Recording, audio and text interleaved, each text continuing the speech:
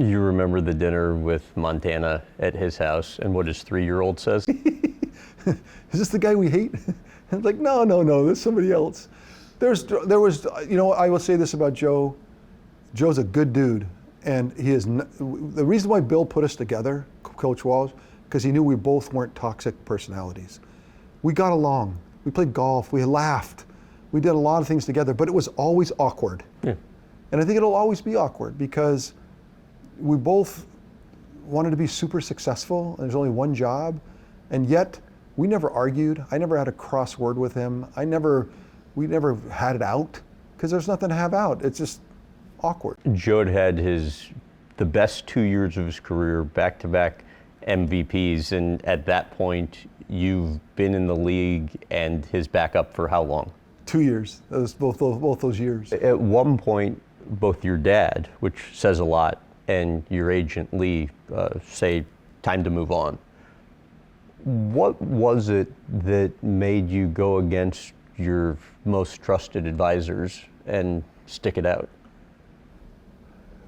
It was a tight one. I've always had what I believed was kind of a conversation with heaven going on in my life. And that conversation felt bilateral, and I think Meaning what? Meaning that I felt like I'd get answers from, like I would, in the conversation that I would have ongoing in my life, I would get I'd feel like a sense of, direction or peace or something.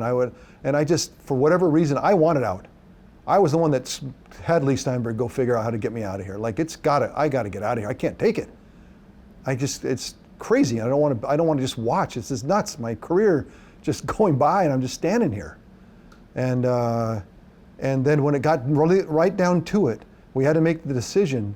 I believe it was the Raiders.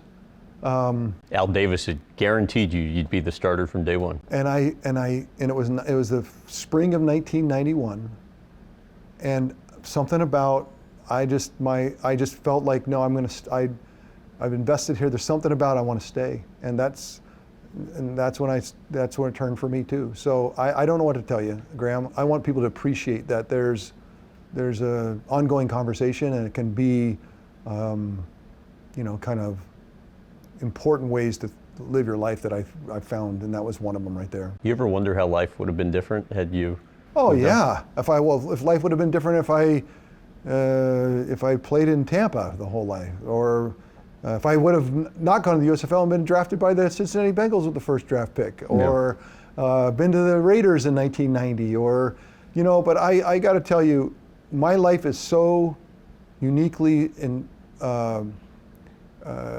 guided in many ways by my experiences through working through and being around Bill Walsh and his abundant spirit, and Joe and his excellence and like amazement, and then my opportunity that sharpened my saw so that I could, the 49ers and the West Coast offense had a tactical advantage until Mike Holmgren left in 1992 to the Packers, and then he took it.